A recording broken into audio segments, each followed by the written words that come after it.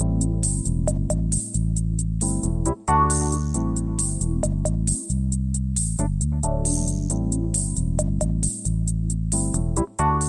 listening to the After the Show movie podcast from ascully.com. Your weekly look at movies, video games, and more, brought to you by your hosts, A Scully and Sid Talk. We're addicted to movies. Are you?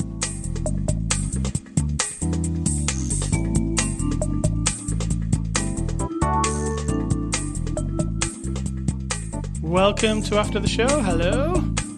Are you just talking to me? You're talking to all the 72 people who are listening. 17 and 2 is 19. No, 72. Oh, probably more like 19. No, that's not true. Easily more than 19. So what is the before the after the show discussion?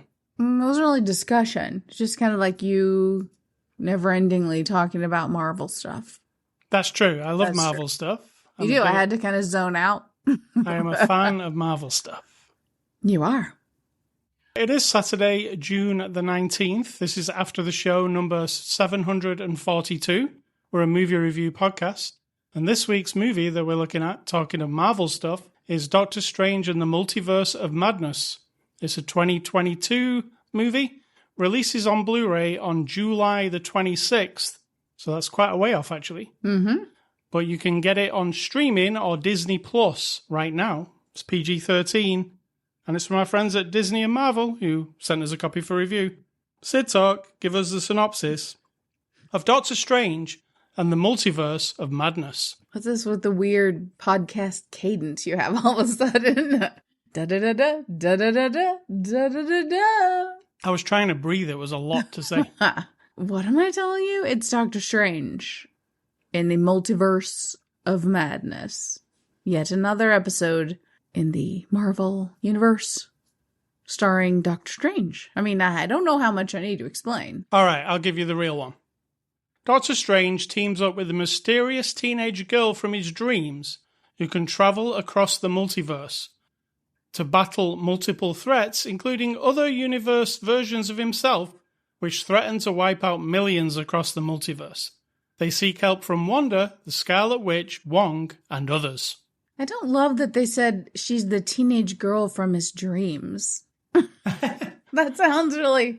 I mean, if they said of his dreams... You mean like that Teenage Dream song by Katy Perry? I don't even know, but it sounds a bit weird when you say it like that, but it's that accurate. Does sound a bit weird. Mm-hmm. Doctor Strange is dreaming about teenage girls. Mm-hmm. This one in particular. Yeah, awkward. Awkward. That would be an awkward movie. Anyway, this movie, what did you think? It's not that. It was fun. I had a good time. The end. The end. I understand that this is a movie in a world that is created to crank out movies to get people to pay to watch movies. That's fine. The quality is there. It's an ongoing, never-ending thing of the same thing over and over, because that's what it is. You've got your superheroes and the bad people. And this one, Wanda is both, but whatever. I mean, she's not both in this one, but she has been considered both. And somebody has trauma and they're being a villain, and someone else has trauma and they're trying to be the good person, and shit blows up. And in this one, we get lots of weird, cool. I love seeing all the different multiverses. So it's just like a feast for the eye, but not for the brain, which is fine.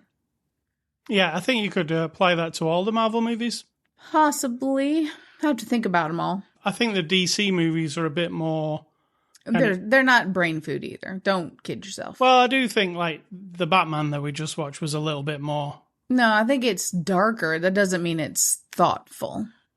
Anyway, Doctor Strange and the Multiverse of Madness. If you're not paying attention and you've not been watching Marvel for the last, how long? 12 years? 13 years? Long time. The multiverse is the new thing that's just cracked open, literally. And what it means is, Sid Talk, explain it. Who's listening to this podcast who doesn't know what multiverse means? I'm sure there are many. You think there's one? And I'm the person to explain it? Okay. The multiverse is this, an invention so that when they started writing comic books, they could write more comic books and sell more comic books. And what it is that the idea of a multiverse, which is also discussed by actual scientists in the real world, strangely enough, that with every single decision we make, somehow in the whole of all of the universes, if I decide to go left or right, if I go right, then somewhere that branches off and there is a universe somewhere in all of existence of the cosmos where I went the other direction, and everything that follows from that split second on is different. Like the world turns out different. Now that means that layer upon layer upon layer of the billions and trillions and countless decisions we're all making every single second of every single day is splitting off into just constant multiverses. And so in the superhero world, that means you've got multiple Doctor Stranges and multiple villains and multiple Wandas and multiple New York cities. How that happens, I don't know, but I mean, it's a comic book invention, I guess. Maybe it's from I don't know who started it, the comic book or the real science people. I have no idea. But that's what we're talking about. So that means there can be a portal from our little existence into other existences where, for example, if you go zip through to another universe, everything could be pink. Everyone might be gray skin. Doctor Who might be, or Doctor Who. They don't bring Doctor Who into it, but I mean, no, Sherlock. In the world that, in the Marvel universe, what was it once? There's zombies everywhere, and there were giant zombies, and then in another world, in the ones in this one, there was one where she passes through a universe where everything's made of like paint. Yeah. Like a squishy paint. Like what the fuck? There's one where everything's a cube as well, like made up out of cubes. Like 8-bit or like, what's the name of that game? Yeah. I know what you're talking about. Yes. Yeah. Minecraft? Yes. Yeah. Everything looks like that. So how would that happen? I don't know. But it's a fun little tool to use to give you different backdrops and then to be able to have an out. Because if you write a story where a big dude snaps his fingers and half of everybody disappears from all existence, and then you want to fix it, you're gonna have to find a way to fix it, and it might involve being able to go to another universe to do another thing and do some time travel and wobbly wibbly stuff like they do in these stories. Do you feel, as we keep going through the Marvel and through the multiverses, etc., do you think it will eventually fix the Thanos thing? It has been fixed. Because it hasn't, has it? Because, I mean, it has, but there was still... No, it's been fixed. Everybody's back. They solved that problem. They are, but everybody's in trauma and everybody's always talking about it. Remember those 5 years? Blah, blah, blah. I think that's fair. You can't fix that. You can't make fix it everything? Not have happened, I don't think. That's what I was getting at. No. Maybe, eventually. I mean, you could do anything. I'll be honest, I don't care. I think we should move on from the Thanos thing and just keep dealing with all the new bad guys and bad gals and whatever. You know what would be the ultimate thing? You'll hate it, but I like it. Is these another multiverse where Thanos is still around, and then he gets up to his old ways again, but worse. Again. So that means he didn't do it because he's not the same Thanos. A different one that's worse than that one. Right. Maybe he just wants to click his fingers. Why would you want to have the same story again? Well, that's how comics work. I know this isn't a comic. This isn't the same story because this Thanos will be worse. He wants to click it and kill everything. That's fine. It's the same. A bad guy needs to be resolved by the good guys. It's all the same. That doesn't mean it isn't entertaining. Don't get me wrong. Well, but it can be a bit boring at times when it's like, we're regurgitating. Although Wanda's story is a little more interesting because as a villain, the cause of her being bad, like Thanos' cause is like he's just a big bad dude, and I don't remember how he was raised. It doesn't sound good wherever he was from and all that shit. It means a warrior kind of a race or something. I don't remember. But ultimately, he's traveled so much around the universe that he just sees too much pain and suffering and destruction, and his motivation to get rid of half of everything is to reset. Because there's just too much. There's too many people. There's too many creatures living everywhere on all the planets. We're destroying everything. We have to just reset. Now, that sounds noble. Almost. Except that it's terrible, right? So Wanda's motivation is that she's brokenhearted, first of all, because Vision, who was her man, / robot / what is he? Robot? Well, no, he's not a robot. He's more of a... AI... Yeah. Invented by Tony Stark. Then he put him into a body. I mean, he was just a disembodied voice in the whole of the computer system that he had. Then he went into like a body, Mm-hmm. then became like his own separate sentient being. She fell in love with him. Bad things happened. Visions had a hard time, we'll say. And then she just emotionally has to compensate. She's got magical powers that can destroy so much, but all she wants is the moments back with her man and then these children that she's invented in her mind, kind of thing. That's all she wants, is to be happy, like actually be happy in life. And so she does all of this terrible stuff in aid of getting back to her children who don't actually exist. So that's an interesting twist. Thanos's was interesting. It's not like they want to rule the universe or anything, you know? Yeah, and the Wanda story, it helps if you watched WandaVision on Disney+, which we did. And WandaVision's really good. Yeah, because most of her story takes place in that. If you just watch the Avengers movies, you don't really get to know a lot about her. But you really do in that show. And then if you skip to this movie, I think you're right. It isn't reasonable that you have to watch it all, but by now they think you will be watching it all. Yeah. And to get the full story about Wanda and actually have sympathy for her on some level. Yeah. And then also be pissed off because she's being such a total fucking bitch. Like, you're like, Wanda, this isn't you. Wanda, step down off the ledge, girl. Right? You're like, no, we want you to be good because you have it in you. But we're seeing her be terrible. Like, she's terrible. So I think you do need to see that whole show to kind of fill in all the gaps. And that show is one of the best things they've created, I think. It was really good. Yeah, it's one of my favorite of all the shows. So Doctor Strange in the Multiverse of Madness, what I really liked about it, really moves. Like from the opening sequence, it's just craziness the entire time. Right? It is, yeah. It never really stops, only stops sometimes to give you a load of information, like an information dump. It's like blah, blah, blah, blah, blah, blah, blah, and then straight into some more action. But I mean, it was action. I feel like 95% of it was pretty hefty. Action. More so than any of the other movies I've watched. And it's kind of crazy, out there comic book action. They don't take a grounded approach with this. It's crazy. At the beginning, for instance, there's a big, what is that thing that they fight in the street? Like a starfish? Maybe. Octopus? Who else has starfish? Yeah, they had a starfish in the end of the Suicide Squad, which is very similar to this. It was like a giant eyeballed octopus. It was an octopus because it had suckers on its feet. Right. Legs, whatever. Yeah, and it's really outlandish and everything's super crazy in this movie, including when we do have the short sequence of them going through different multiverse places. It's really bizarre. I wish we would have spent some more time in some of these other places, even if it was just a little bit. Because what ultimately is called Multiverse of Madness, but how many places do we really... We're really in 2 places, right? Mostly. We're in the... 3. Yeah. I know it's a movie and they can't just keep swapping places out. Because we did watch another Multiverse movie recently. Everything, Everywhere, All at Once. Mm-hmm. And that kind of focused on a 3 or 4. But this They're like, we want you to be under the impression that there are lots of universes. There's millions of them, but yeah. we're going to be very smallly focused in this little area. This is the first Marvel movie I was just reading to be labeled as a horror movie. It's actually under action/horror in the official listings. I don't agree it's a horror movie. Oh, no.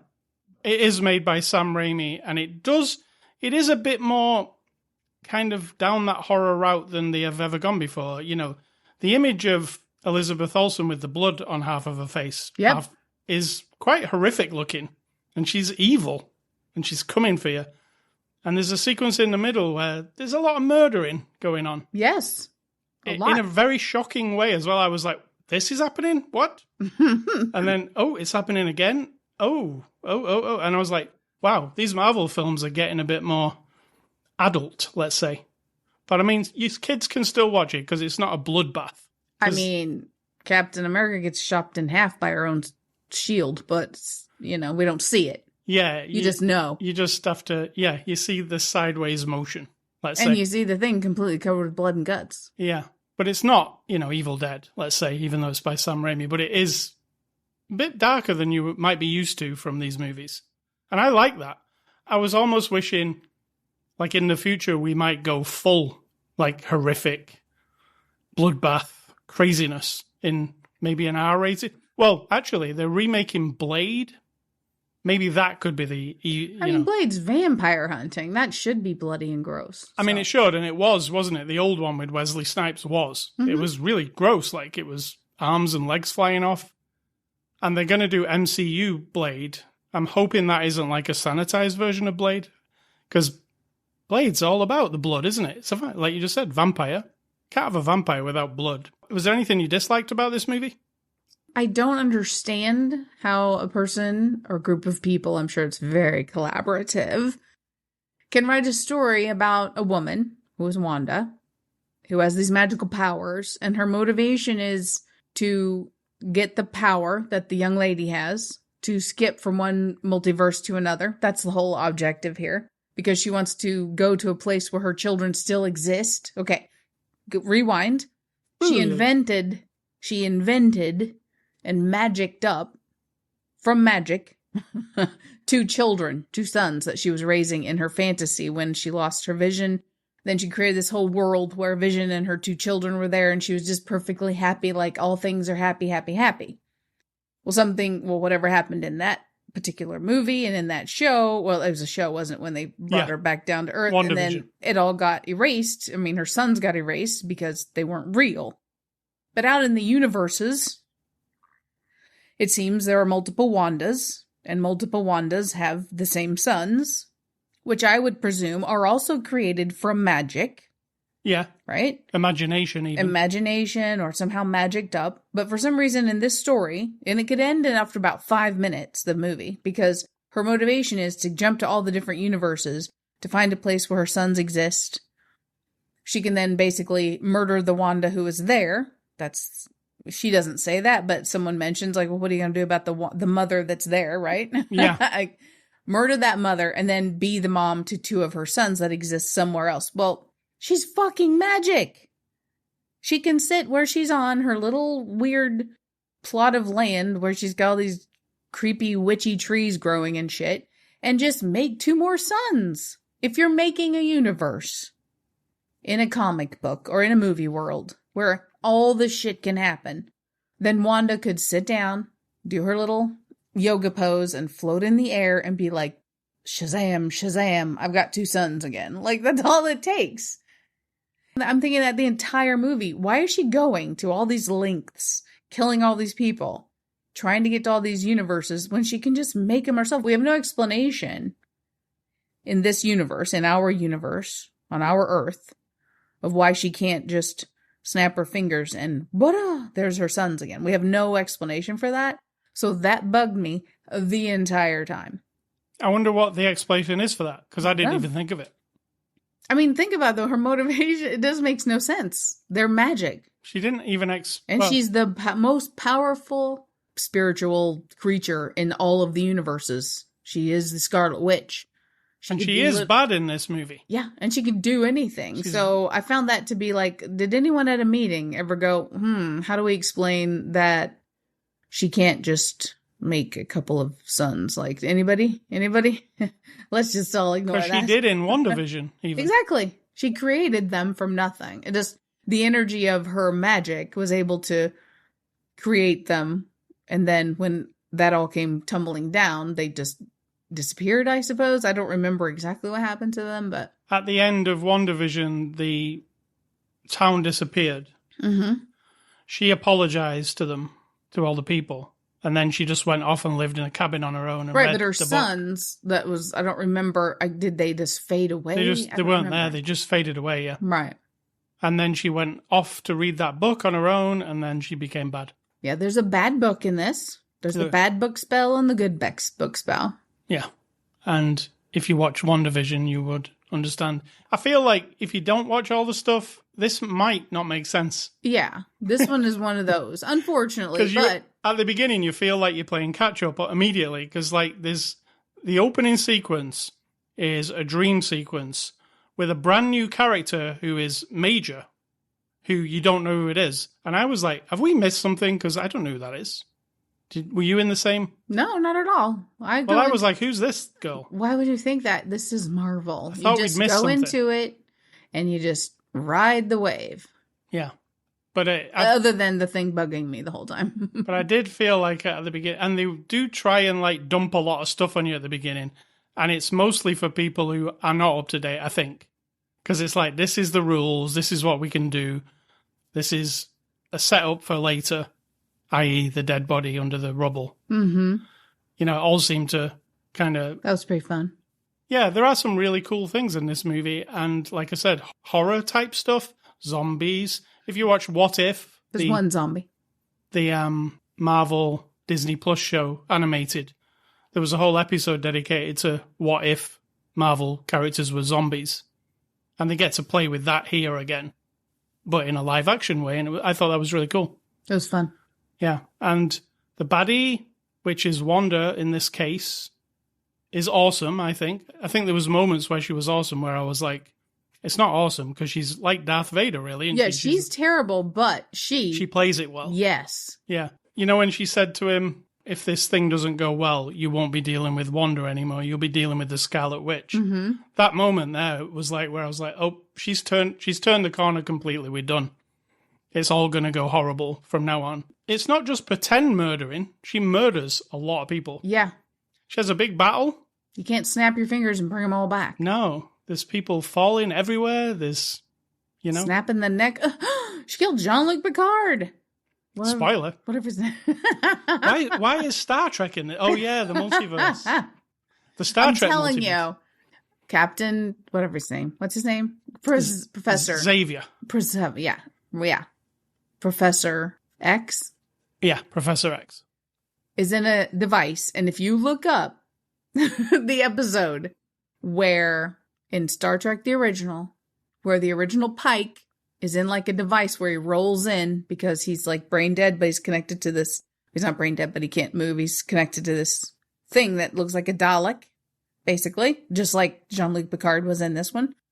And he rolls in and he has to like do these lights to answer questions, like 1 light or 2 light or whatever. That's what this thing was. And here he come riding up and he's Jean-Luc Picard, captain, in the thing that Pike was in. It was so weird. It was like crossing too many streams. And 2 seats down from him is the new Pike from the new show. I wouldn't have known that though, so that was irrelevant to me.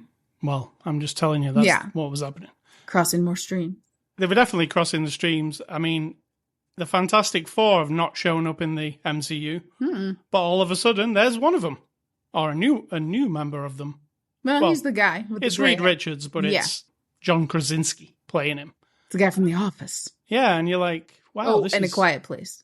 And there's Peggy Carter as Captain Carter, and you know, I like that sequence. I was like, this is awesome, because I said to you at the beginning of the movie, when you watch all of Marvel's stuff, there's often times where things start to pay off. You know, when I watched the whole of WandaVision, this makes more sense because of that. Yeah, and you would need to watch What If? Yes. To understand who Captain Carter is, even. Correct. Right. And the idea that in the different universes out there, that the person we know as Captain America or Captain Marvel or whoever is not going to be the person, because the choices that were made in that to lead to that universe are different.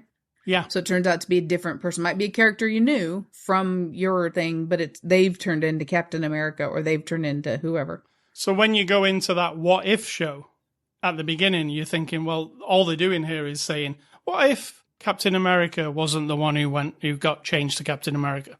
And you think they're just doing a what if thing. But no, what they're actually really doing is, hey, multiverse, you haven't thought of that at that point.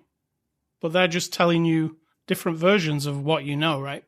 Including towards the end of What If, it kind of all becomes apparent. But you might have skipped that because it's just an animation show. I was going to say, have we said that it's actually just some people would still call it a cartoon, but it's animated. Yeah. And it's called What If, and it's on Disney Plus, and there's like 12 episodes, and it's part of the MCU. It's like part of it, you know? It's not like a side story. It's cool. I liked it. And they do stuff in it which they could never really do, like zombies. Mm-hmm. Well, they could. Giant zombies. They could, because they've had Ant-Man be giant and stuff, so. Oh, yeah, they had a giant... That's why he was a giant zombie. Yeah, it was true. Ant-Man, zombified. Anyway, if you haven't seen it, that's the thing to go and see. It's cool. So let's move on to the cast here. Benedict Cumberbatch reprises his role as Stephen Strange / Doctor Strange. What did you think? As always, he just commands his whatever he's doing. He's fine. He's funny-ish, but he's funny in that awkward, like, nerdy way, so that's good, because that's who he is. I think Doctor Strange is a hard thing to pull off, because it's like on a fine line between cool and, like, really stupid. Absolutely. Yep. but he kind of, like, reins it in and keeps it, like, on the line of it being, because he is wisecracking one-liner type things. But then when he has to be serious, and being serious with a cloak that is alive on the back of you, and, doing crazy, like his move is like moving his hands like he's doing nothing. Yeah. It could come across ridiculous, but I think he pulls it off. Elizabeth Olsen, she's my favorite thing in this whole thing. Wanda Maximoff, what do you think? Always good. I mean, she embodies that character. When we first met that character in, like, Age of Ultron, I think it was, I didn't think the character was very good. Do you remember, with her brother and stuff? When we very first met her. Yeah, we were just introduced to how they'd been tortured and tested on and stuff. And she had a very strong accent, if you remember. They did, which completely disappeared. Right? Yeah. But I didn't really like them. I was like, oh, what the hell are we going to do with them? But then WandaVision changed the whole thing for me with her. Well, obviously Endgame as well, but we've got Chiwetel Ejiofor as Baron Mordo, and he's from Doctor Strange 1, which is quite a long time ago, so I'd forgot he was in it.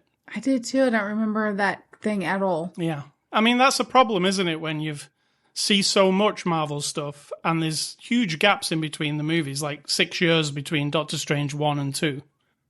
It's hard to, like, remember what you've seen. Oh, so what you're saying is you're not a true fan. Well, I would have to watch Doctor Strange 1 before this to get the whole story. So I would probably suggest that, because there's a whole thing with them two that you wouldn't... Were you going, oh, who, what, eh? I don't remember him at all, so that tells you how much I was paying attention to Doctor Strange. Well, he was major in that one. I know, but I don't watch them like you do. I have very specific entertainment things that stick in my mind and many things that do not. We've got Benedict Wong as Wong. What do you think? Always good. Always, like, committed to being who he is. I feel like we've seen him in quite a few Marvel movies now, even if it's not... Was he in Shang-Chi? I think so. Yeah, he keeps cropping up. In this one, he was actually a major part of it, because some of the stuff wouldn't have happened without him. But he did get sidelined a bit, I thought. Especially on the side of that mountain. Literally? Yeah, literally sidelined. Can you pronounce this lady's name? Because I'm going to ruin it. It begins with an X, so it's very hard. I think it's Tochiti Gomez. That sounds good. Tochiti. I think X might be a TH kind of sound, but I'm not, or an STA. I'm not sure. Right, so she's the new character, America Chavez, who is an extremely powerful character, if you think about it. Mm-hmm. But, she can open a portal to different universes in the multiverse, and apparently she's the only one. Yeah, but she doesn't, at the beginning, she's got no control over this skill, apart from, she says when she gets angry it happens. So that's when she gets very afraid. Afraid. So kind of like the Hulk, he didn't have any control either. I was thinking of the Hulk with the angry. Mm. But I feel like she got to grips with it towards the end, right?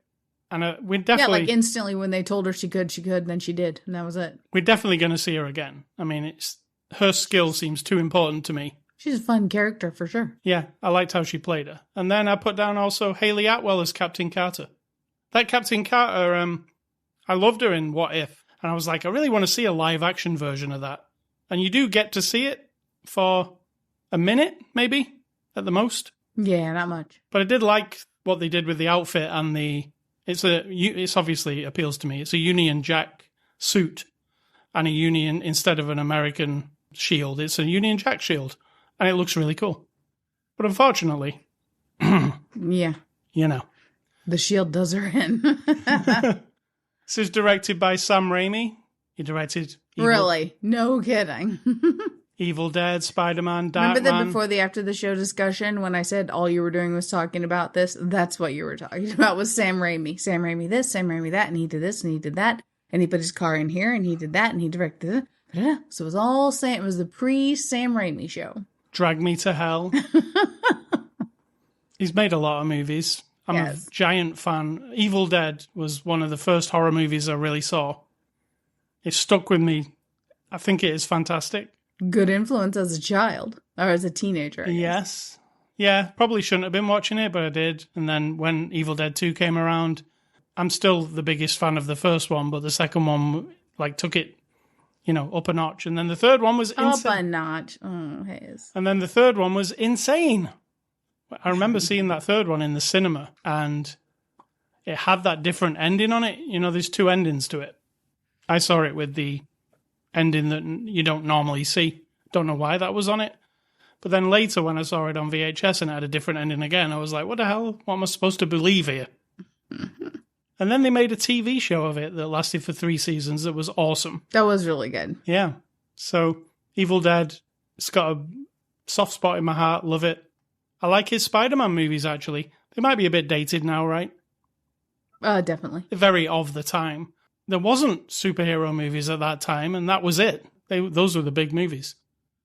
Drag Me to Hell, we mentioned it a couple of weeks ago. Awesome movie. If you like craziness in horror, that's it. So what did you think of Sam Raimi here in this movie? Same as always. Almost same as always. Nah, he's had a couple of bad ones. Bad-ish ones, I should say. For me, anyway. What, you mean Wizard of Oz? I reckon. And there was another one. There was another one that was like, meh. He's fine. He has his thing. It's very obvious that he doesn't take everything super seriously. He loves movies. He loves being goofy. He stuck Bruce Campbell in there being goofy as hell. Yep. I mean, as long as they're committed, and it was all the way through, it wasn't trying to be super dark and serious or super, like... dopey. Well, no, like, we're taking this as, hardcore end of the world kind of stuff. It was more like set right exactly where, with enough comedy and enough levity mixed in with the threats and the danger. Which is exactly what the Evil Dead series kind of did. It was horrific, but then on the other side, like, very funny. I mean, to be fair, the Deadites don't seem that threatening. I don't know. I was always shit scared of them as a kid. Well... He uses all these tricks, all the Sam Raimi tricks you can think of. Zooming cameras, like cameras on like boards flying across the floor, like shooting upwards. References to lots of other movies. Yes. Everything you can think of that he has in his toolbook. It's all there. Toolbook. Is that no toolbox? Well, for him, toolbook. Yeah, he does like a book. He likes his books, for sure. And there's also, if you look very closely, his Oldsmobile is in there. I mean, you don't have to look that closely. It's right there in the middle of the screen. It's literally dangling in the middle of, hanging in the air in the middle of a street. Yes. So yeah, your Sam Raimi stuff is in there. Check. IMDb reviews, what are those? Those are reviews of the movies we're watching on the internetmoviedatabase.com, where you find 1 stars, and then you read them out to the masses who haven't taken the time to go look them up themselves. And what we find is there's a couple of classics, and I mean, they're becoming endeared. There's one that usually says, waste of time. One that might say, worst movie ever. We'll see if you've got one of those coming up. Here we go. Number 1. Worst movie ever from Marvel. Oh, I feel like a prognosticator. He says, being a diehard Marvel fan, I feel shame in recommending this movie to any of my friend. He only has one friend. The gore content in the movie is very disturbing for young generation, even when they are 15 or 14. The whole film felt like a third-class, poorly directed horror movie from cheap production house. Please stop this torture, Marvel, and stop making awfully bad. Yeah. That's all right. Number 2. Terrible. This was by far the worst Marvel movie so far. The plot was all over the place, bringing in all the characters that had no purpose. I wish we could just stop trying to create Avengers within the Avengers. You're just ruining it. Fair enough. And finally, number 3 says, total garbage. It was not good. I thought the Eternals was awful, but this is much, much worse. Ooh, bringing out that card. There was no redeeming qualities, and I wouldn't recommend it to anyone on the earth. Oh my God. Well, there's always the multiverse. Yeah. Right? So, Perfect. All right, so extras. There are a bunch of extras, actually. We've got the streaming version. There's deleted scenes. There's an audio commentary by Sam Raimi. There are lots of different featurettes introducing America Chavez, constructing the multiverse, method to the madness. There's a lot of stuff there. And a gag reel if you love gag reels. So extras, check. Conclusion, let's give this a score.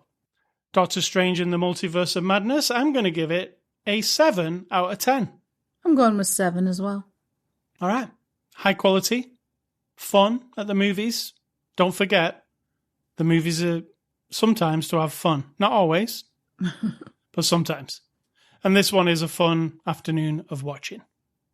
So thank you to Disney and Marvel. Next week, we'll review another movie. Movie recommendations, easy for me this week. Evil Dead Trilogy. I'm going to sneak 3 movies in there. Whoa. Breaking the rules, breaking the rules. And one of my favorite Sam Raimi movies that not a lot of people have probably watched. It's called A Simple Plan with Billy Bob Thornton. It is fantastic. You think not a lot of people watched that? I don't think it was very successful. Oh, I think it was. You think? Yeah. Billy Bob Thornton and who else?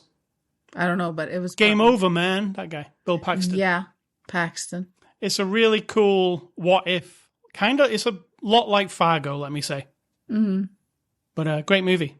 A Simple Plan. And mine are from the 90s, as I've been doing for 2022. Starting with, I think I'm up in 94, 95-ish. These aren't movies that have anything to do with this movie. There's no quality check on these. I've seen them, and here you go.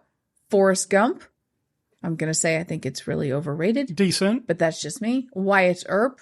It was fine. Heavenly Creatures, one of your faves. I like that one. Peter Jackson. True Lies, which I have seen, but I don't remember it being as great as everyone thinks it was. And The Client, which was one of those John Grisham, I believe. Didn't watch it. Might be where, what's his name? Tommy Lee Jones? Ethan Hawke was a kid in that one. I think. Really? I think so. Is Susan Sarandon in The Client? Oh, she might be. That's who I see when I see the poster possibly in my head. Could be. Yeah. A Scully stuff. I've been playing one game this week. Hot Shot Racing. You might have seen some of this, Sid Talk. It's a racing game. Modern. It was made last year. And it's done in the style of a 1990s arcade racer. So it's like flat-shaded polygons. You remember when all games used to look like that? They had no detail on the cars. They were just like flat colours. So that's the style of it. It looks like a 1990s arcade cabinet. But it's got modern controls like drifting, and it's 60 frames per second, so it's really smooth, unlike those old games. And, it's got your standard modes, and you can upgrade your cars, and there's a career that you go through. I actually found it from the new PlayStation Plus service, which has 700 games for you to play. And I was rooting through it, and I went into the racing section and just downloaded a bunch of racing games. And I said to you, I wouldn't ordinarily have bought a game like that, but when it's there that you can play it, with your subscription, it kind of encourages you to play some stuff that you might not have played. And I'm really enjoying it. It's cool. So nice. That's Hot Shot Racing. It's on PlayStation Plus, and I believe it is also on Xbox Game Pass. So there's no excuse not to play it. Sid Talk, what's for dinner? Well, we're going to have some kind of pizza. So there's a gas station up the street. Yes, gas station. I'm not a snob about my pizza. Who make homemade pizzas there or whatever they do. It's not a Casey's, but like that. I'm going to check that out. If it looks dodgy, as you would say, then I will get mod pizza, which we actually really enjoy. Mod pizza is very good. And the reason I'm telling you is because we're vegetarian and people still ask me the question, oh, what do you eat? Pizza. That's all we eat, pizza. Pizza, sandwiches, pasta, more pasta, rice dishes, Chinese food, Mexican food, Italian food. HelloFresh meals. HelloFresh meals that are amazing, of any culture, of any kind, of any foods, anything edible on the whole fucking planet that is not a dead animal. I'm not opposed to that. I ate dead animals for 40 years. Do what you want. I'm not an animal rights activist. We're not vegan. We're not like in the life. It's not a philosophy. It was just for a health thing at the beginning, and now it's been 12 years, or it was 2009, so we're going on 13 years. And that's it. And so, yeah, there's other things to eat. I am medically obese, and so, yeah, I'm not withering away. I'm not just eating lettuce every day, even though I love lettuce. I eat my fair share of things like, there's a lemon meringue pie in the fridge. So we'll be having that later. And next week we're going, this is not sponsored, but we're going to try a new meal service called Sunbasket. And it does really cool vegetarian meals. So we'll see. We only try ones when we can get them really cheap, just so you know. Yeah. We're not bougie. No. If it's got like a 50% off, we'll go, yeah, we'll try that. Or 75%. That's what I'm always going for. I think this might have been. Yeah. Yeah. So we'll give that a try and let you know. And my advice is... Did I ask for your advice? I'm giving it to you. You know me well enough. I don't need to be asked. I will volunteer it. Working with my gardening adventure as I'm learning to grow things and whatnot. I have lots of tomato plants currently, maybe about 40 or so out there in buckets and in spots in the garden or the yard, which I call the yarden, which a lot of people, you can't grow a tomato there, whatever. I just do whatever I want. But occasionally you get a thing called blossom end rot. Blossom end rot is at the bottom of the little tomato where the blossom, as the tomato forms, the blossom is still stuck at it and then it comes off. But then it gets like a little weird brown black spot, and that's because the roots aren't able, for multiple kinds of multiverse of reasons, why it cannot pull up enough calcium to help make the fruit, or part of making the fruit and healthy. All right. So that's fine. That's gardening. There's lots of ways you can fix it. The main one is to give it some gardening lime, which I went out and asked the guru guy at the Mennonite store, a guy who owns it, and he does all the greenhouse, all the gardening. He's Mr. Garden Master. What would you put on for blossom end rot? Oh, we get it all the time. He says, so I use this, and he showed me what he used, and I bought some of it, and I used it. We'll see if that works, for the rest of the summer. So the lesson here is, it's not about gardening. But where in life there is rot, right? Something rotting in... You mean like a dead person? It could be a dead person. It could be a dead rat. It could be a relationship. It could be the way you feel about something, the way your work dynamic is in your workplace, that it feels rotten, like disgusting and rotting and putrid and all that. My lesson from the tomato thing is that there's a deficiency of some kind, right? So if there's rot, if you get the rotting body, well, the deficiency is that the life is gone. So the oxygen is no longer pumping through the veins of whatever it is that's dead. The heart has stopped pumping. There's a deficiency of all the life-giving things. Therefore, it is done. It is rotting. If it's a relationship, there's going to be deficiency. Something isn't there. Not that lots of shit's piled on. I think we all try to fix what's there and shove it off and get rid of it. Like, if you look at these little rotting tomatoes and like, oh, if I just cut off the rotting tomato, problem solved, right? You solve the problem with like eliminating something instead of looking to see what's missing. There's always something deficient if something is smelling rotten. That's my lesson to you. You're welcome. This will change your whole life. And I say use Febreze. Well, see, that's adding more to the situation instead of finding the deficiency yet again. And this is not sponsored. You're proving my point that adding something where there's actually a deficiency that you're not solving, you're just adding something that is not deficient. Like, the smelling good isn't the problem. The bad smell of the rotting relationship isn't the issue. Talking of smelling good, ascully.com smells good. Is that right? I don't know. Is that how you do a link? Just say whatever. Say whatever you want. Twitter and Facebook and Instagram are social networks that we use. That's just a fact. Did you invent them? Yes. You can catch this podcast, ascully.com, anchor.fm/aftertheshow, Spotify, Amazon Music, iTunes, wherever podcasts are available. Email me, ascully@ascully.com. Do not email Sid Talk, because your email will just end up in another multiverse and she won't read it. Correct. And stay classy, everybody at Marvel, and keep bringing us Marvel stuff. Thank you. Well, I mean, I'm not going to give you that, but I'm going to say think for yourself, for someone's going to do it for you.